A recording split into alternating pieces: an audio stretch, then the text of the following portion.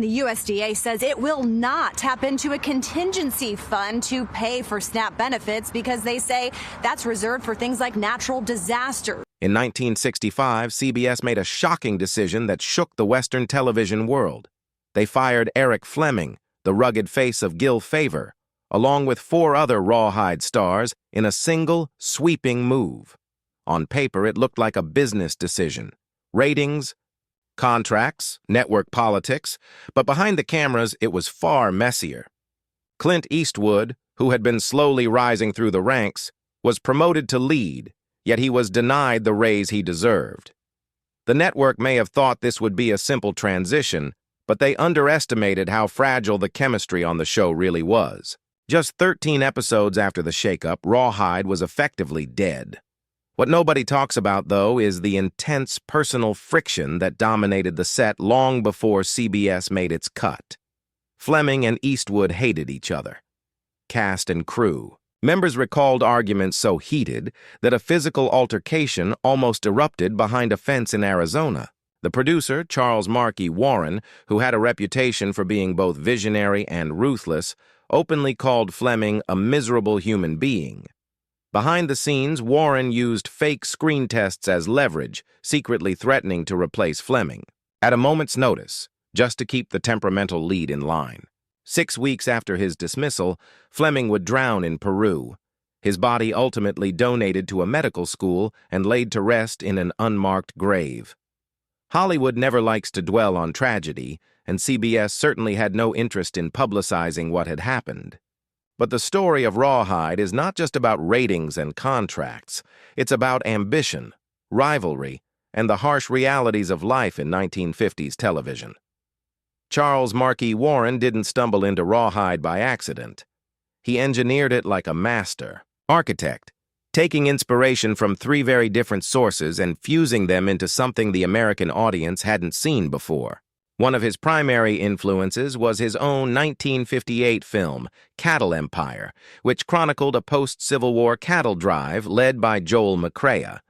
The film was gritty, dusty, and lived in the spaces between civilization, a raw blueprint for the tone Rawhide would eventually adopt. But Warren wanted more than just cinematic grit. He wanted authenticity. In a stroke of brilliance, he discovered a long-forgotten 1866 cattle drive diary written by George C. Duffield, tucked away in Iowa since 1924.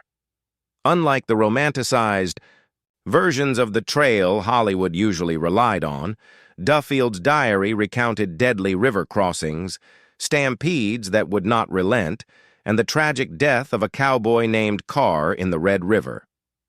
Warren saw gold in that diary. It wasn't just a historical document, it was a template for realism that no other show dared to replicate.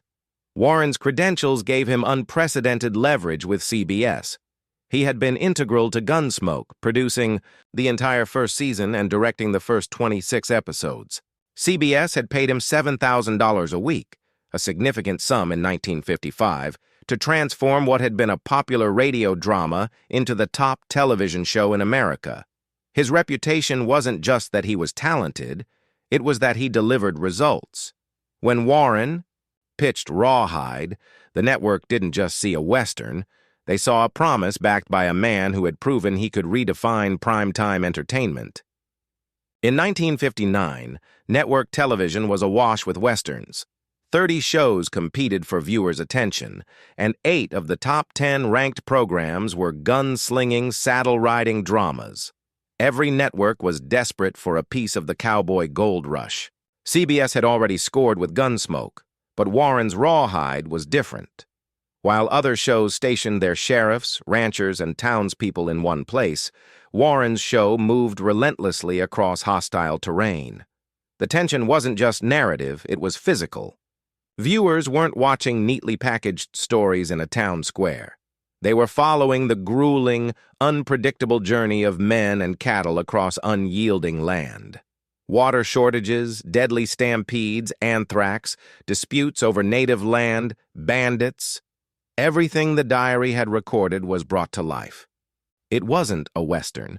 It was survival, measured in hooves and blood and grit. The title of the show was pivotal. Warren initially considered Cattle Drive, which described the premise accurately but lacked punch. In a sea of names like Gunsmoke, Bonanza, and Maverick, a new show needed to hit the audience hard. Rawhide did that. The word was sharp, visceral. It carried a sense of danger and motion. Hearing it once was enough to signal to viewers that this was not a sanitized cowboy story. This was something real. When Rawhide premiered on January 9, 1959, it immediately shot into the Nielsen Top 20. CBS executives didn't hesitate to embrace the project. Warren's involvement had already guaranteed a level of quality they trusted implicitly. The men who brought Rawhide to life were as compelling as the stories themselves. Eric Fleming, who played Gil Favor, was not the rugged hero by accident. In 1942, as a 17-year-old Navy CB during World War II, he suffered a horrific accident. He tried to lift a 200-pound weight and failed catastrophically. The impact broke his forehead, jaw, and nose, requiring extensive reconstructive surgery. Ironically, the very injury that could have ended his life gave him the hardened, striking features that would later define his screen persona. Fleming himself called it a wonderful balance of values, the accident shaping him into someone who looked like he could lead 3,000 cattle across untamed terrain. Clint Eastwood's journey to Rawhide fame was just as unusual. His 1958 audition required him to storm into a scene and explode in anger, with no one else to interact with. Eastwood hadn't memorized the lines, but instead of retreating, he improvised the entire scene, delivering raw emotion that left the room silent. Producer Warren stared at him as though he were crazy, yet Eastwood's improvisation won him the role. The network wasn't interested in perfect recitation. They wanted authenticity. Eastwood's naturalistic performance made the character believable, but the behind-the-scenes reality was far from smooth. Warren secretly brought in actor Gregory Walcott for a screen test, not to replace Fleming outright, but as leverage to keep him in line. Walcott's test was a silent threat, a classic Hollywood power play. Eastwood himself was dissatisfied with his role from the start. Cast as Rowdy Yates, a brash, impulsive teenager, he felt the character lacked depth. He saw himself as capable of portraying grit, not naive juvenility. Fellow co-star Paul Breingar recalled how Eastwood was openly unhappy with the portrayal. That tension eventually contributed to his decision to accept Sergio Leone's offer to work in Italy, where the spaghetti westerns would let him redefine his image and prove his acting range. The on-set tension wasn't limited to Eastwood's dissatisfaction. Fleming and Eastwood's rivalry was legendary. Multiple crew members later confirmed that they hated each other, sometimes nearly coming to blows. Warren himself described Fleming as a colossal egotist, someone the crew had little patience for. Yet, despite the friction, the chemistry, when it worked, was undeniable. After Fleming's death in 1966, drowned during a film shoot in Peru's Haga River, Eastwood softened in public, denying the alleged fights ever happened. Perhaps it was respect. Perhaps guilt. Or perhaps the Hollywood machinery simply smoothed the edges of reality for public consumption. Rawhide's initial run was not intended to be a blockbuster. It was a mid-season replacement, filling a gap in the schedule. But by the end of its first run in July 1959, after just 23 episodes, it was already the 18th most-watched show in America.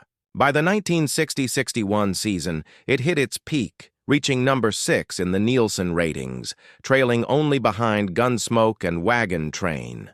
Every Friday night, 12 million households tuned in to follow the relentless journey of Gil Favor and his drovers. The show would ultimately run 8 seasons, producing 217 episodes, all in black and white, leaving a mark on the television landscape that few other westerns could match. What set Rawhide apart wasn't simply action, it was authenticity. Fleming's Gil Favor wasn't a sanitized cowboy. He was a man molded by the realities of history.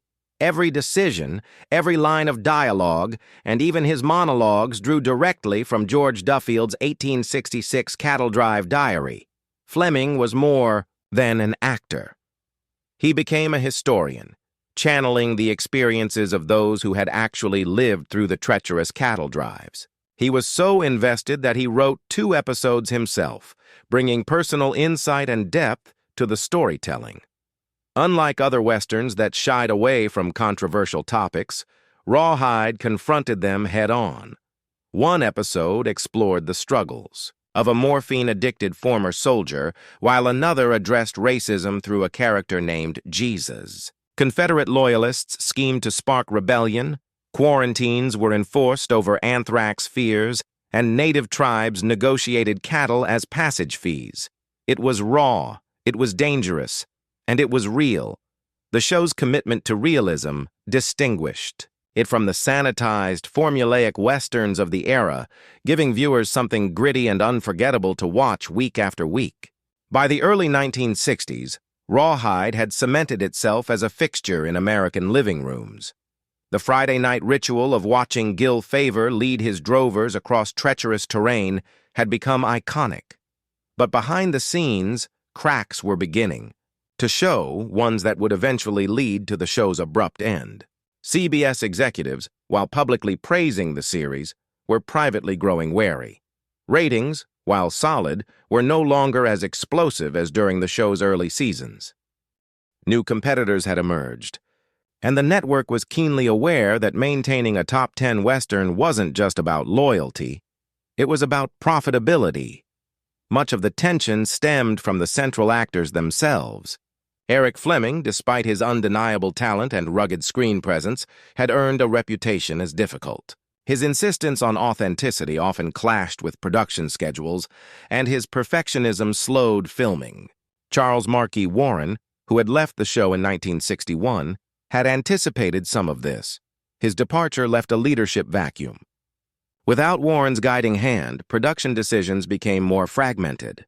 Eastwood, meanwhile, continued to chafe under the Rowdy Yates persona. Though his character was beloved by viewers, Eastwood openly resented the juvenile aspects of the role. The tension between the 2 leads simmered throughout the later seasons, creating a workplace atmosphere that was volatile at best. It wasn't just personal conflicts that drove CBS toward the decision to cancel the show, it was also economics. Westerns were expensive to produce. Rawhide's format demanded long, mobile shoots across remote locations.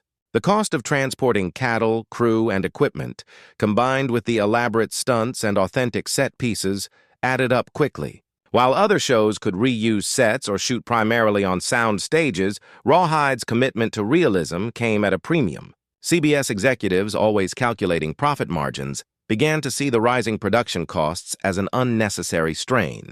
The network had made its money, yes, but the return on investment was slipping.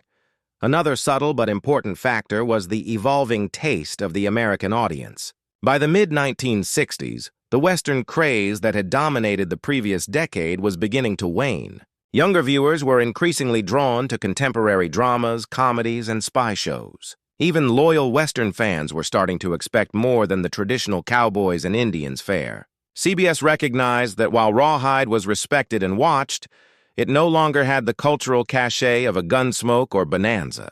For a network always chasing the next big hit, that subtle decline was enough to raise alarm bells. Yet the most telling factor wasn't ratings or budgets.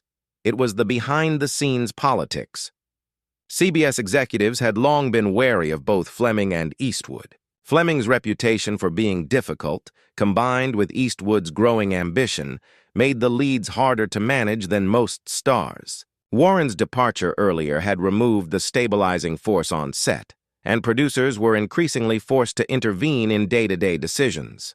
Conflicts between Fleming and Eastwood weren't just personal, they were affecting production timelines and ultimately the bottom line. Stories of near fights on location, though softened for public consumption, had reached executive ears. The network had to weigh the potential risk of letting tempers continue unchecked. The decision to fire Fleming and other key actors in 1965 wasn't spontaneous.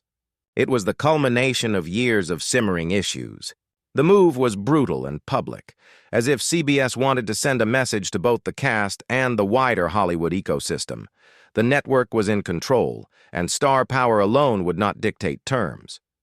By elevating Eastwood while denying him a raise, CBS was signaling that loyalty to the network was more important than individual ambition. It was a cold, calculated maneuver, one that left the surviving cast caught between resentment and relief. Fleming's fate added a tragic layer to the story.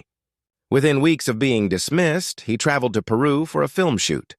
On the Haga River, he drowned, an abrupt, heartbreaking end that cemented his story as one of Hollywood's great what-could-have-been tragedies.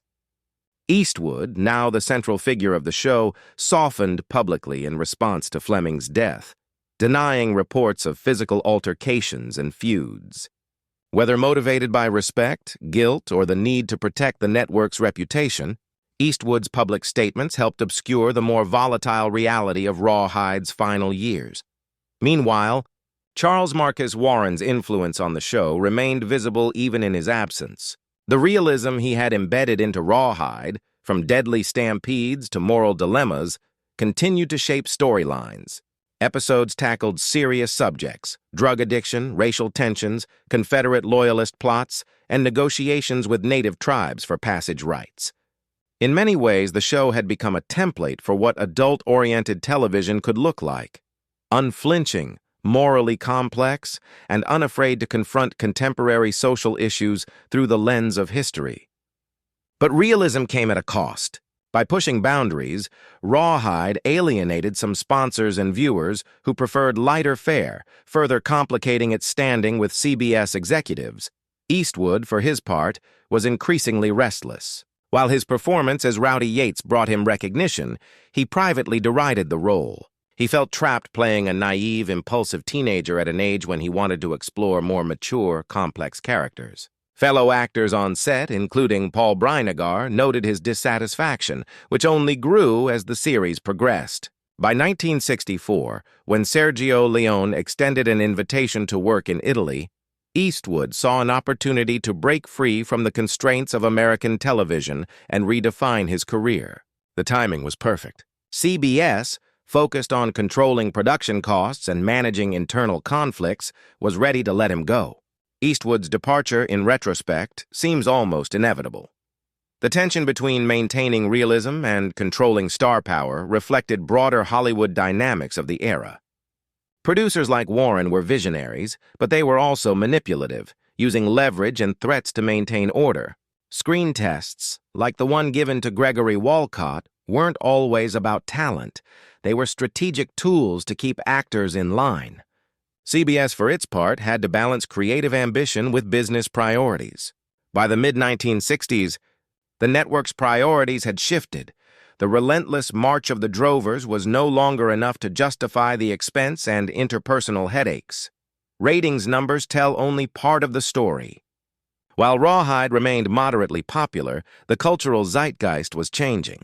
Shows like Mission Impossible, The Man from UNCLE, and various family sitcoms were capturing younger audiences. CBS executives recognized that even a well-crafted Western, no matter how authentic, risked becoming a relic of a fading genre. The decision to cancel Rawhide wasn't simply punitive, it was strategic. The network sought to redirect resources toward programming that promised higher returns and broader appeal. Yet there was also a lingering sense of irony. The very elements that had made Rawhide a critical success, its realism, its commitment to historical accuracy, its moral complexity, also contributed to its downfall. Authenticity was expensive, personalities were volatile, and CBS wanted control. In a business where perception often outweighed substance, Rawhide's unflinching portrayal of life on the trail became both its greatest strength and its undoing. Behind the cameras, the actors' careers were permanently affected. Fleming tragically had no future beyond the show. Eastwood, conversely, used the tension and dissatisfaction as fuel to reinvent himself. The lessons of Rawhide, grit, improvisation, and the necessity of adapting to harsh realities would carry him into Italian westerns and eventually Hollywood superstardom. For the network, the cancellation was simply a matter of timing and control, a calculated decision to close one chapter and pursue newer, less expensive, and more manageable ventures. CBS never publicly detailed the reasons behind their decision. To the outside world, it seemed like the natural life cycle of a television series. Ratings plateau, stars move on, and the network reshuffles its lineup. But those on set knew the deeper truth. The show's cancellation was a confluence of factors: rising costs, creative conflicts, personal rivalries, and shifting audience preferences. What made it particularly dramatic was that the solution, firing Fleming, sidelining Eastwood, and ultimately ending the series, was executed in such a blunt, public manner that it left a permanent mark on Hollywood lore. Even today, the story of Rawhide's cancellation carries lessons for those in entertainment. It illustrates the precarious balance between creativity and commerce, the volatility of working relationships, and the sometimes harsh consequences of producing a show that dares to challenge expectations. It also underscores the unpredictable trajectories of careers, one actor tragically gone, another rising to legendary status because of the very tension that made the show so compelling. As viewers, it's easy to see Rawhide as simply another Western in a crowded field. But understanding the network's perspective reveals the pressures that guided CBS's decision. A show's survival is never guaranteed by quality alone. Ratings, costs, personal conflicts, and broader market trends all weigh heavily on executive decisions. Rawhide was a victim of circumstance as much as a casualty of changing tastes. By the time the series was pulled from the air, it had left a permanent imprint on the television landscape. Its 8-season run, 217 episodes, and devoted following demonstrated that audiences craved stories with authenticity and grit, even if the network ultimately moved on. For CBS, the decision made sense in terms of profit, control, and risk management. But for the actors, crew, and fans, the cancellation was sudden, tragic, and in many ways, avoidable. Rawhide's legacy is complicated. It was a show that elevated the Western genre by introducing historical accuracy, character depth, and narrative realism. Yet it also became a cautionary tale about how networks balance creativity, personality conflicts, and finances. The very elements that made it extraordinary also sowed the seeds of its demise. In retrospect, CBS's decision, while logical from a business standpoint, deprived American television of one of its most authentic portrayals of frontier life. CBS never canceled Rawhide simply because of ratings or genre fatigue. The truth was far more calculated. Rising production costs, relentless behind-the-scenes conflicts, and the network's desire for control outweighed the show's authenticity. Rawhide ended not because it failed, but because it was too real, too expensive, and too unpredictable for the executives who preferred safety over grit.